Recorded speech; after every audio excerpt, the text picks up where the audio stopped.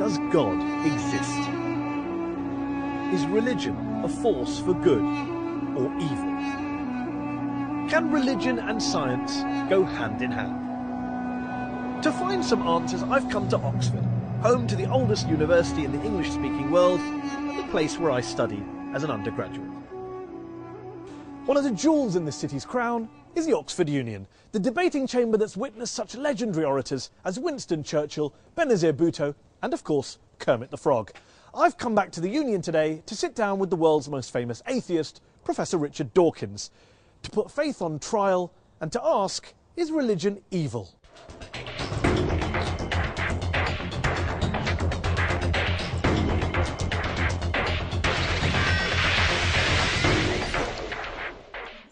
Muslims riot in protest against a truly awful film demonising Islam. Dozens are killed. The Quran, if found guilty, can be burned. A Christian pastor in Florida tries to burn a copy of the Quran and ignites global pandemonium. Even Buddhists are at it, attacking the Muslim minority Rohingyas in Western Burma. And of course, the conflicts plaguing the modern Middle East are often blamed on ancient hatreds between the children of Abraham. Remember 9/11? Was this religiously inspired terrorism? Thousands died. Yet here's the thing. Societies without faith haven't fared much better. Communism banned all religions, as Joseph Stalin and Mao Zedong systematically slaughtered millions of their own countrymen. Is science any better? Since Galileo and Darwin, scientists have sought to stamp out ignorance and unravel the mysteries of the universe. But science has also poisoned the environment, unleashed killing on an industrial scale, and now threatens our entire planet. My guest today, however, stands firmly on the side of science and has provoked controversy with his attacks on religion. Ladies and gentlemen, Professor Richard Dawkins. One of the most prolific thinkers of his generation, he shot to fame in the 1970s with his research into genetics, and his book, The Selfish Gene, transformed evolutionary biology. His most famous work, The God Delusion, sold millions of copies and has been translated into more than 30 languages. Richard, thanks so much for joining us here on Al Jazeera. Before we go any further, I just want to check something.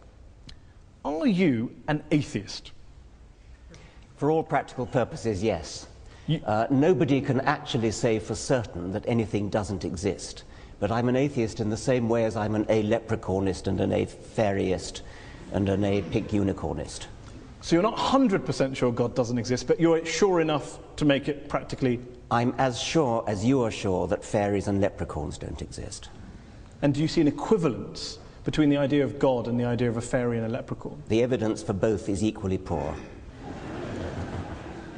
You say, in The God Delusion, one of my favourite sentences that jumps out of the page, that the God of the Old Testament is a petty, unjust, unforgiving control freak, a vindictive, bloodthirsty ethnic cleanser, a misogynistic, homophobic, racist, infanticidal, genocidal, filicidal, pestilential, megalomaniacal, sadomasochistic, capricious, malevolent bully. As a piece of rhetoric, superb. But do you really believe that? Congratulations on getting megalomaniacal right, by the way. Most people fumble on that. Yes, if you've actually read the Old Testament, I think you would have to agree. It's hideous. It's an the God of the Old Testament who is a monster. But also the God of the Quran, the New Testament, the Hindu scripture? Well, the God of the Quran, I don't know so much about. The God of the New Testament is widely advertised as being a bit more gentle. And certainly, on the whole, he is. There are things about the New Testament that I find, in a way, almost more objectionable than the Old Testament.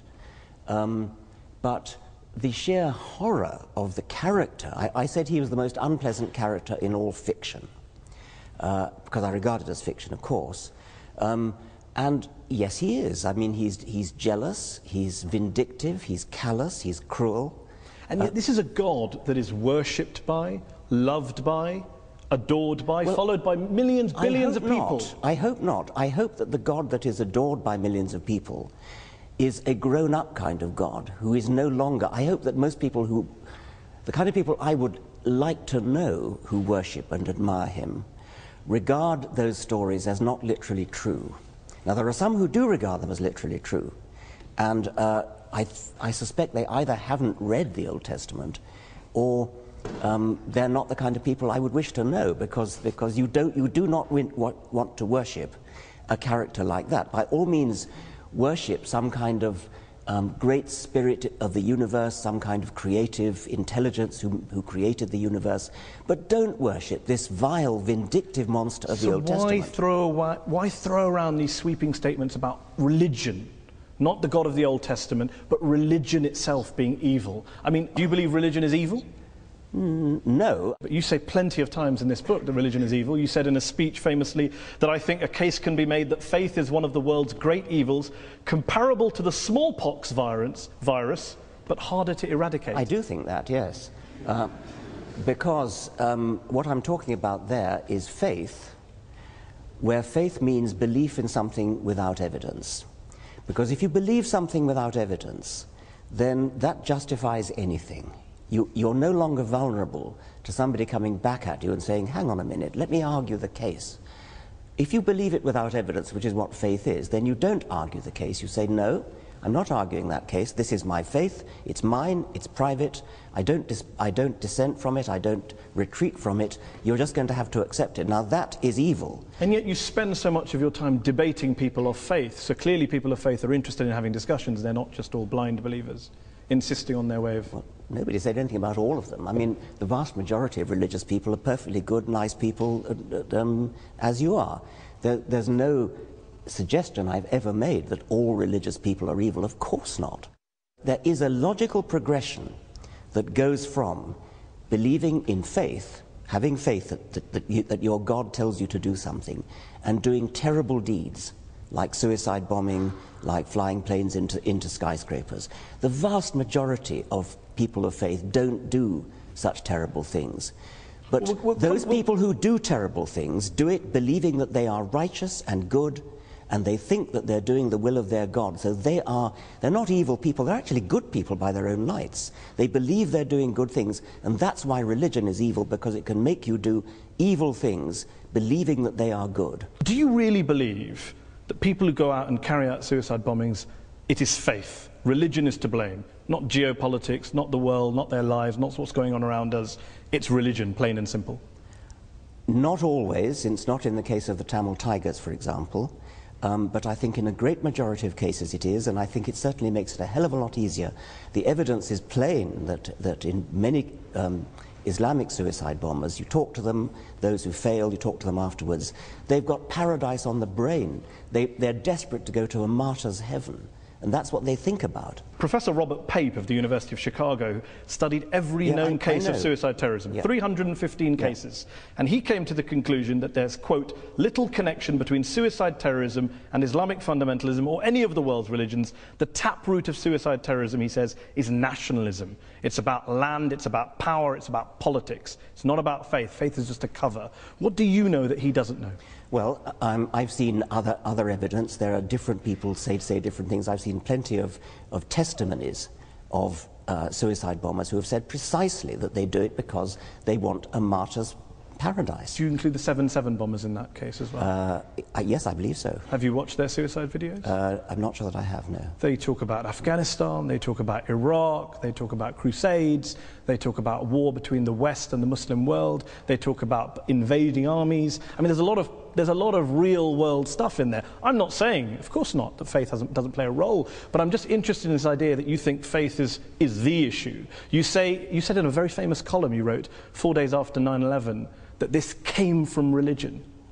There are enormously good reasons for people to take political action, and this we see in Northern Ireland, we see it in Afghanistan, we see it in Sri Lanka, where the Tamil Tigers operated.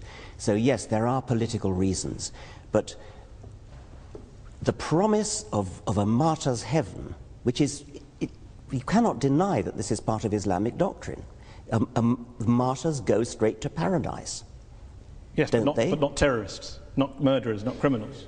Well, they believe that because they're told it by their imams. But then what about the majority of the world's Muslim clerics and ulama who came out and condemned 9/11 straight Well, I'm afterwards? delighted they did, but they were pretty quiet about it. What about the argument that says human beings are prone to violence, they're prone to carrying out crimes against their fellow man? You can blame religion, you can blame politics, you can blame economics, lots of factors, lots of excuses. What I don't get is, why do you only focus on religion? For fairness, why don't you also isolate the other factors? There are lots of other factors, and I'm quite happy to say that, yes. There are lots of, I mean, if you look at the wars of history, some of them have been about religion, plenty of them have not been about religion. I never said religion is the sole cause of wars and violence. You may not have said that, but you would accept that the new atheists, people like Sam Harris, the late Christopher Hitchens, have blamed a lot of history's wars on God and religion, and you make a similar suggestion in The God Delusion. Yeah, I would blame a lot of history's wars, but the most terrible wars in history, the two major wars of the 20th century, are nothing to do with religion. You accept that point? Yeah, of course. And the Cold War and Vietnam? Yes, I would, of course, yes. So when you have a situation where some of the world's worst crimes were carried out not by believers, how then does that square with your idea that it's religion that causes good people to do bad things, it's religion that's driving violence, your original statement against religion at the start of this? Dogmatic belief in something like religion or something like Marxism or something like Nazism, these are all, or indeed patriotism, I mean, my country right or wrong, these are all pernicious beliefs which can drive people to do terrible things. And in the Second World War, Hitlerism was driven by racism, by a sort of sub-Wagnerian pagan religion which Hitler revived. Stalin's atrocities were motivated by a dogmatic belief in Marxism. And atheism. Stalin happened to be an atheist, but he was never motivated The specifically. Soviet Union was not based on scientific rationalism, on the elimination of religion and God? Stalin persecuted the church. Stalin persecuted just about everybody. Are you saying that the Soviet Union, the leaders of the Soviet Union, were not driven by a hatred of religion and a belief that science and human progress and materialism was the way forward? They believed that materialism, science, human progress, those are kind of there was a Marxist slant on those words, and they were hideously misused. Mao Zedong, when he invaded Tibet, told the Dalai Lama that religion is poison.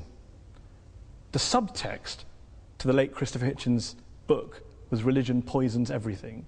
Can you blame people of religion for saying, hold on, we've heard these ideas before, that religion poisons everything and it leads in one direction? It's an incidental fact that Mao Zedong and Stalin happened to be atheists. They Incidental, were not. it wasn't core to communism. I think it was not core to communism, no. So when Karl Marx was talking about religion being the opiate of the masses, that was just a throwaway line. Yeah, I mean, that was an out of context statement. I mean, what on earth do you think that's got to do with atheism? I don't know. Let me put a statement in context to you. Albania, one of the world's worst dictatorships, tyrannies that we've seen in the last 100 years. Article 37 of Albania's communist constitution declared, quote, "The state recognizes no religion and supports atheistic propaganda in order to implant a scientific, materialistic world outlook in people." What do you think you're saying? I mean, that's an appalling thing to say. Of course it is. Why is that an appalling thing to say? What do you disagree with in that statement? Why would I want to support atheistic propaganda? I support science and truth. But you don't support spreading atheism. I support spreading science and truth. If that happens to be atheism, I support it. I'm not going to start bullying people into being atheist. I'm not going to start trying to compel people to be atheists. That was what the Albanians were doing. It's nothing to do with what I want to do. Of course, but you'd like to persuade them not to be believers and become atheists. I'd like to raise consciousness in a gentle, civilized way, using argument, rational argument, from evidence. In your book, you cite lots of evidence for the bad things religion's done. What I wonder is, if you were being fair, wouldn't you have also included some of the good things that religion's done? My passion is for scientific truth. I don't much care about what's good and evil, actually. I care about what's true. I mean, do you actually believe in your Muslim faith? Do you believe that Muhammad split the moon in two? Do you believe that Muhammad flew to heaven on a winged horse, for example? I pay you the compliment of assuming that you don't. No, I do. I believe in miracles. You believe that? Yes.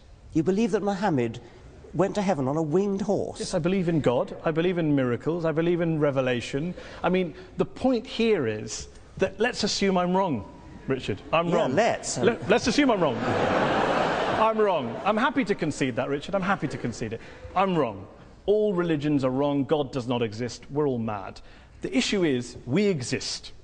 We've existed for a while. I think even Christopher Hitchens said, and you've said in your writings, we're not going anywhere. So my question to you is, why not acknowledge, for example, the good things that religion has done? Do you accept that religion has done good things, despite all of our mad beliefs and our miracles? I accept that individual religious people have done an enormous number of good things. Not driven by religion?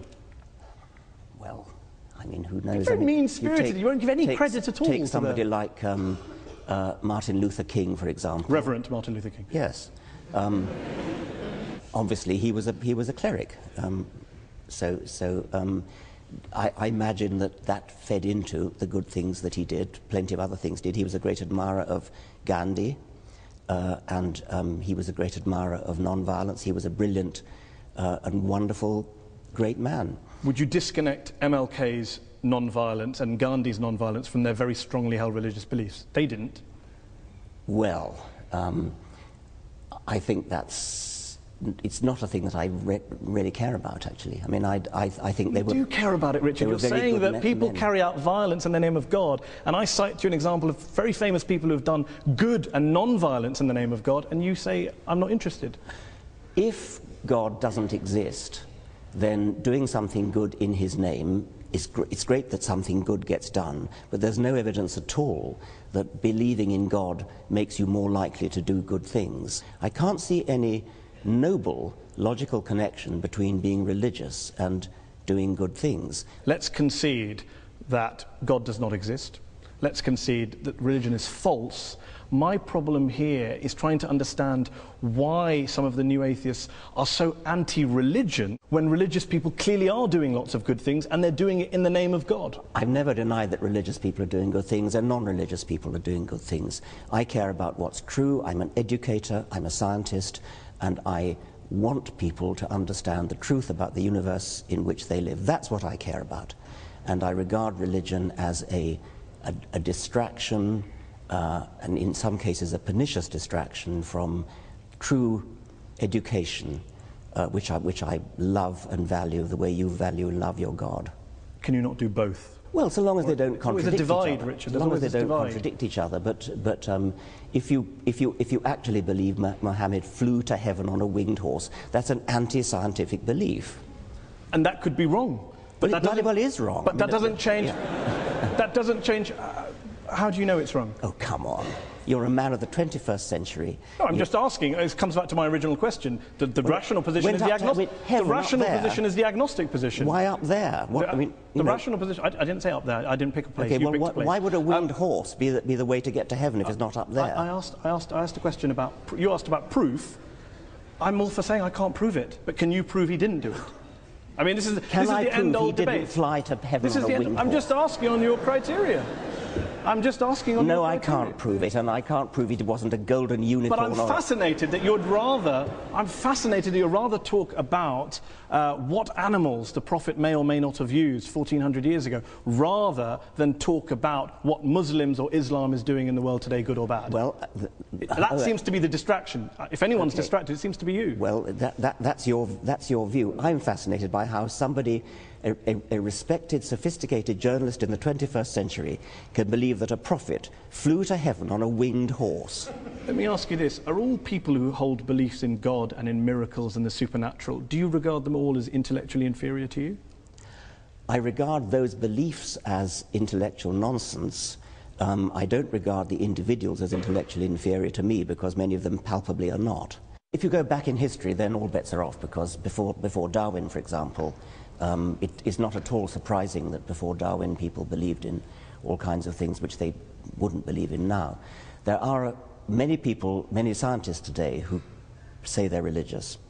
And if you actually ask them what they believe, in many cases it turns out what they believe is in some sort of deistic God, some sort of intellectual spirit, some sort of creative intelligence that lay at the root of the universe, perhaps invented the laws of physics, something like that.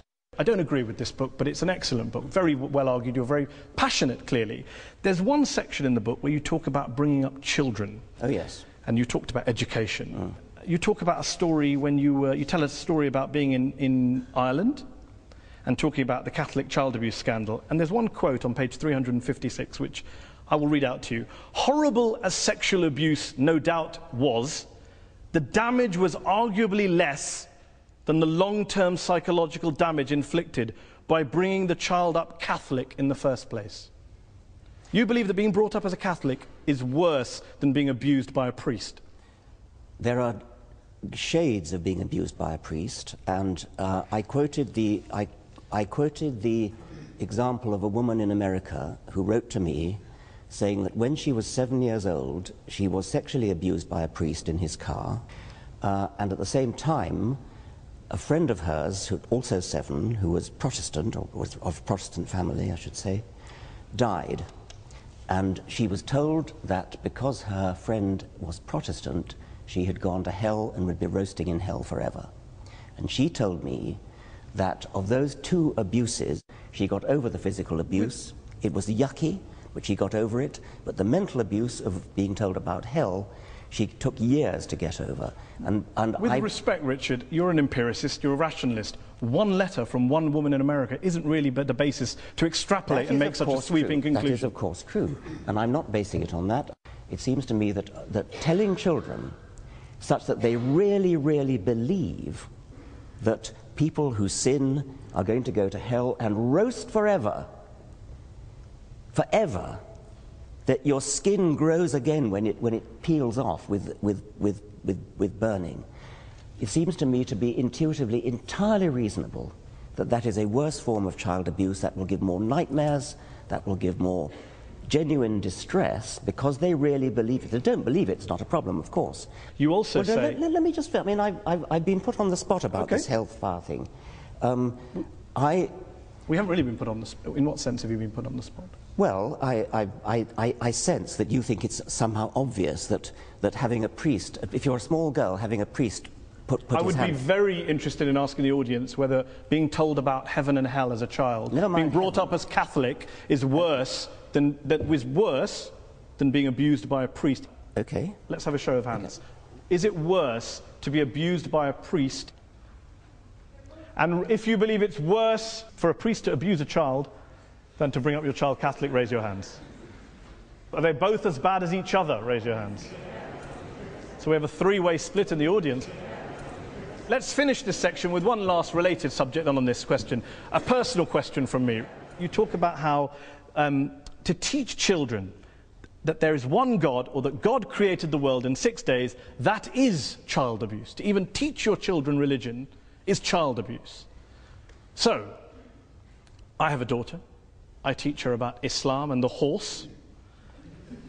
Am I guilty of child abuse? Do you teach her the world was created in 6 days? No, because Islam doesn't teach that, Richard. I'm delighted to hear that.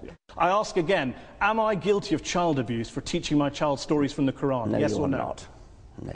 Good to know. Yeah. We are going to talk more about science, and we're going to go back to the audience to ask some questions to Professor Dawkins in part 2. We'll be back after the break.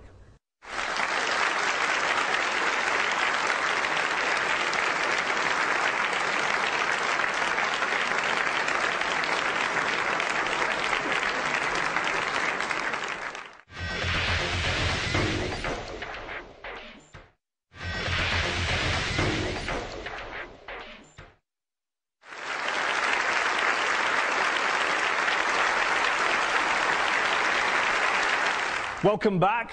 We're talking about religion and its impact on the world. Good, bad, evil. We're joined here by our guest, evolutionary biologist, Professor Richard Dawkins. Richard, science is your great passion. And you're a great believer in science. You're an evangelist for science, a promoter and defender of science. But what would you say to those people who say there are some quite important questions, genuine questions, that science cannot answer? Why are we here? What's the meaning of life? Where does morality come from? And that if religion wants to have a crack at answering those, what's science's objection?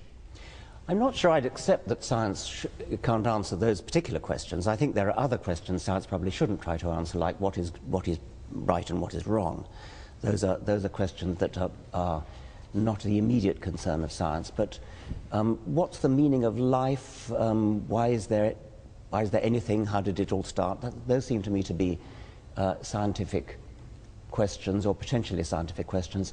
If there are some questions of that sort that science can never answer, then we should at least keep trying to answer them. And if science can't answer them, religion having a crack at answering them, if there's no reason to think that religion has any basis for an answer, then why would religion have a crack? Why would you bother to listen to religion having a crack at answering them? I mean, one thing I would say is there may be questions that science can't answer, like the origin of everything. But if science can't answer them, then religion certainly can't, and nothing else can either. Why? Why is it it's either science or nothing? Well, yes, because science is the method of getting at what's true. I mean, if you take something like how did the universe begin, which is a very baffling, deep question. How did life begin? Another baffling, deep question. Both those questions are unanswered.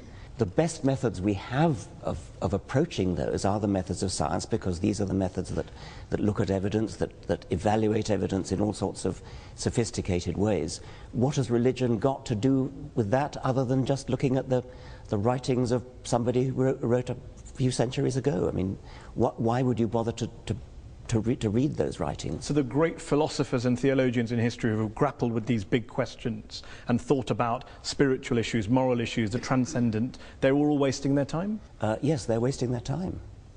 What about, why does my life have meaning? What's its worth? Well, where does my dignity come from? Your meaning and your dignity are up to you, and mine are up to me, and these are not questions that science would attempt to answer.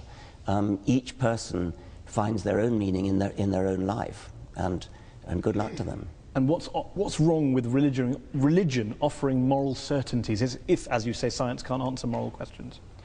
Science can't offer moral certainty, but I don't see that religion can either. You don't think that the religious values we have today, the moral codes we live by today, were originally derived from Judeo-Christian values, Islamic values, Hindu values? Not really, no. I mean, things like the Golden Rule, things like treat others as you would wish to be treated yourself.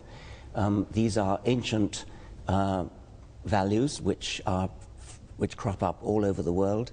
They've been adopted by many religions. You can find justifications for them in moral philosophy. You can find justifications for them in evolutionary biology, which is my own subject. I don't seriously think you're going to base your morality on religion, because if you do, then you've got to say, well, do I base it on Scripture? I hope you don't base it on Scripture, because if you do, then you're going to have some pretty horrible values unless you deliberately cut out those parts of Scripture which are unacceptable to modern morality. Do you believe science is omnipotent, that it can answer all questions?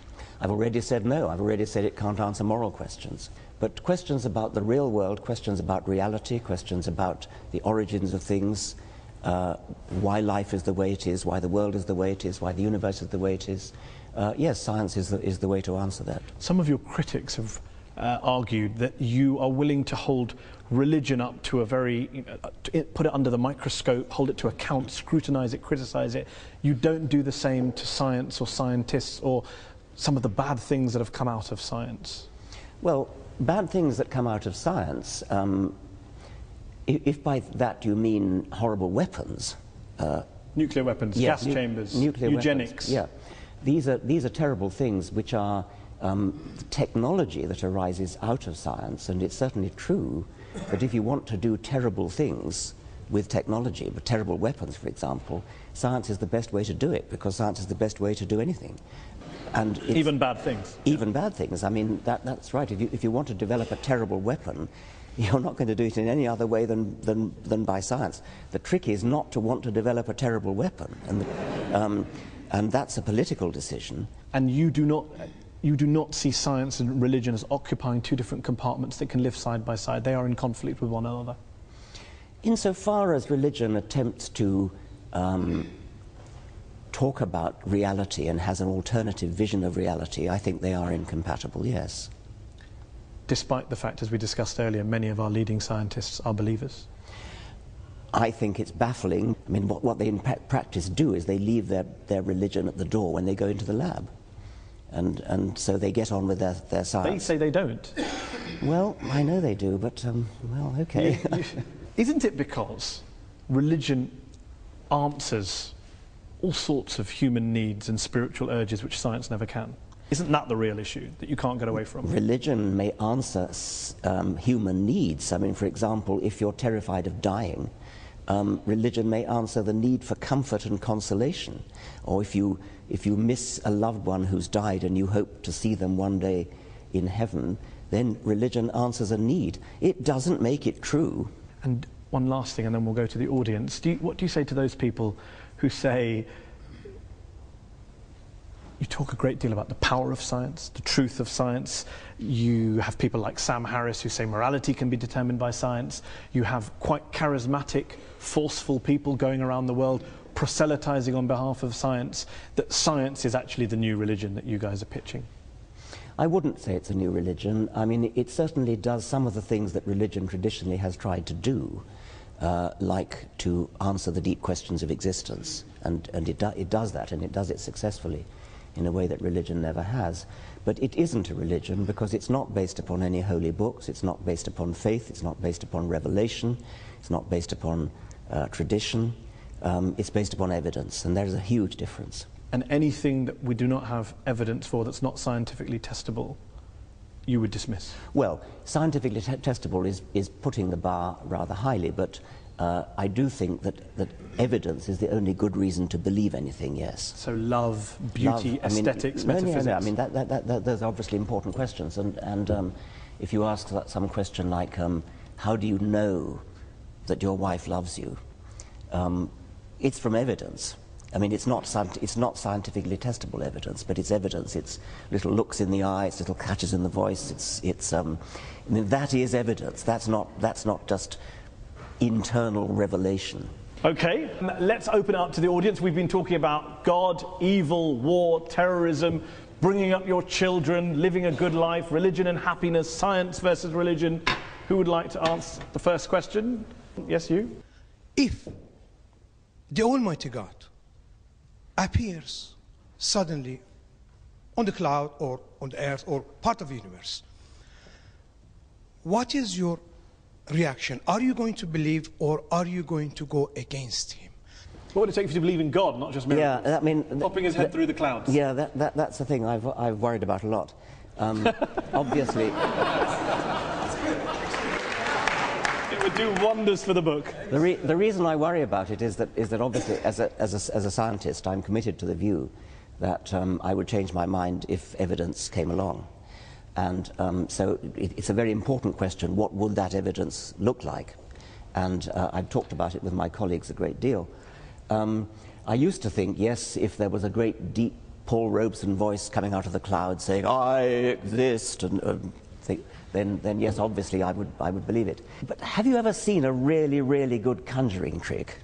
There are things that I've seen done that it seems to me to be, God, that's got to be a miracle. And yet you know it's not. And so there is a real problem there, that we are easily fooled. Let's take another question from gentleman here. Very interesting guy. I was extremely amused when you described faith as sort of brooking no argument. This university, of course, began with the study of theology. Most of the people here would have been studying theology at the beginning of the university, and indeed the way in which it was taught was not professorial. You didn't have lectures mostly. Mostly you had discussions, debates. People didn't write monographs, they collected discussions, notes of discussions. People disagreed about their faith. Absolutely, I mean, everybody had a different opinion and everybody expressed it and everybody was heard. What's the question? The idea that, so the question is, do you really think that your view of faith brooking no argument measures up to really any experience of how people think about their faith? You talked about the evidence that your wife loves you. I think for most religious people, the evidence that there's a God is rather like that. Well, obviously, I would be mad to suggest that that theologians don't argue. They argue all the time and always have. They fight wars over their arguments. So clearly they argue. I'd say, when I say brook no argument, I don't mean that they don't argue. When you say that theologians have disputes and interesting discussions, I take it that from your garb you take a position one way or the other on whether the transubstantiation, whether the bread and wine really is the body and blood of a first century Jew or is merely symbolic. But what evidence you bring to bear on such an argument, I cannot imagine. It would not be a real argument at all. It would be a false argument. It would not be an argument which could be settled by real evidence. Just deal with the point about the evidence level when you refer to love of your wife. When you say that your wife loves you, and you're getting evidence from looks in the eye and catches in the voice was the phrase that I actually used. And the questioner said that's the way religious people feel about God. Yes, they feel that about God, but there's no evidence that they're getting any cues at all. I mean, their God is an imaginary God inside themselves. They feel that they're getting little looks from the eyes of God and sounds from the voice of God, but why should we believe them since we can't see or hear any evidence to that effect? Let's take another question. Gentleman here in the second row. With regards to religion, you've given an example where the Islamic faith and the Muslims basically they wrap themselves up in bombs because that's what they believe is an Islamic faith. But I disagree with you because there are more than 1 billion Muslims living in the world today who actually believe in the Quran and the Scripture, which you said if everybody started believing in the Scripture, then that would be horrible. But I disagree with you because more than 1 billion Muslims believe that if you kill one innocent person, it's as you've killed the entire humanity. So today humanity is about 7 billion people. So more than 1 billion Muslims do not strap themselves up and actually go and commit suicides. The problem with many scriptures, and I think the Quran is no exception, is that you can find a verse that says so-and-so and you find another verse that says the opposite, and so you have to pick and choose. I mean, is it not the case, for example... You always choose the bad ones. Well, no, I mean, I'm suggesting that you shouldn't be in a position of having to choose. I mean, you shouldn't base your life on a holy book which has contradictory verses, where you can choose one verse when you want to make one point and another verse when you want to make another point. I mean, isn't it the case that the penalty for apostasy is death? You can't take these things and just hold... I could hold up an example of... We mentioned earlier, Sam Harris has said there are some views that are so irrational, people should be put to death for them. Should I hold all atheists to him? Of course I won't hold him to all atheists to that Let me view. put it to you. I mean, is the penalty for apostasy death? No. Good, I'm delighted to hear that. Why didn't... And the Quran doesn't say it is. Well, then... Some Islamic scholars do. Okay. But that's debate and discussion. There's arguments going on. Things take place over centuries. Okay. Well, let's have an atheist make a point and join the debate. Lady there's waving her hand. Actually, in the Quran, mankind refers only to Muslims and excludes infidels, which is all the rest of us. So that's a small point.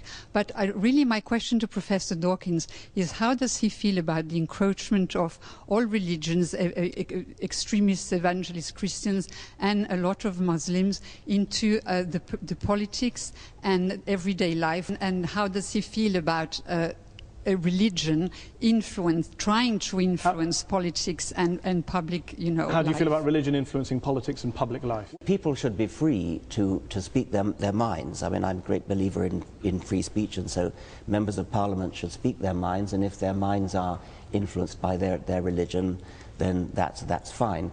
What I would object to, I think, is the view that somehow religion has a privileged right to speak because it's religion. And I think you probably agree with that as well. If you stand up in Parliament and make an excellent speech in favour of something which religion has a view on, like abortion, say, if you make your points well and win the vote by making your points well, that's fine. But what you shouldn't be allowed to get away with is saying, because it's religion, therefore, this is what we should do. Lady there in the headscarf. As a social scientist, the model of the rational actor is somewhat discredited. We don't look at all actors at all times as acting rationally. In fact, we assume that they don't. But that was the prelude to my question. My question was really, would you accept that it's not so much religion that causes conflict, but sincere commitment to some belief that you think is morally important? And in that sense, do we get rid of morality? Well, I think I partly said that when I said that in the great wars of the 20th century, these were driven by non-religious motivations, but they were driven by my country right or wrong kind of patriotism. That's a little bit different from morality we're talking about, but at least it's not religious. I was interested in what you said in your preamble when you said that I take it you're a social scientist, and you're no doubt right to suggest that since social scientists are studying the human animal, you notice that people actually don't behave rationally. Well, unfortunately, that's true. But that doesn't mean we shouldn't behave rationally just because people don't. Let's take a question from an atheist or an agnostic. Gentleman there in the black jacket there, 3 rows down in the middle. I think when I read your book, which I thought also was excellent, it became very apparent to me that evolution, nature, has given the human species some very, very powerful survival instincts. We're aggressive. Men want to spread their genes. We want to gather as much resources together as we can to help our genes continue and survive. And as a result of that, there's been a lot of very, very dark episodes in our history. The Roman Empire, which was terribly oppressive, hedonistic, the Vikings who stole, raped, pillaged, the Persians, so on and so forth. Do you not think that it was actually the ideas of religion that took the human race, the human species, from beyond these base survival instincts and started to give them a new paradigm for thinking, which was not necessarily in the interests of the instincts that they have for survival? It's perfectly true that a sort of selfish gene view of life, which is what I've mostly written about, is a very unpleasant view of life. And if you followed the creed of the selfish gene literally and actually lived your life according to it, it would be a very unpleasant world in which to live. It would be a sort of Thatcherite world. I mean, I've often said that while I'm a passionate Darwinian when it comes to explaining the way life is, I'm a passionate anti-Darwinian when it comes to organising our lives. Would the world be a better place if religion disappeared tomorrow? Yes. Despite all the good things we discussed, yes. You recognise.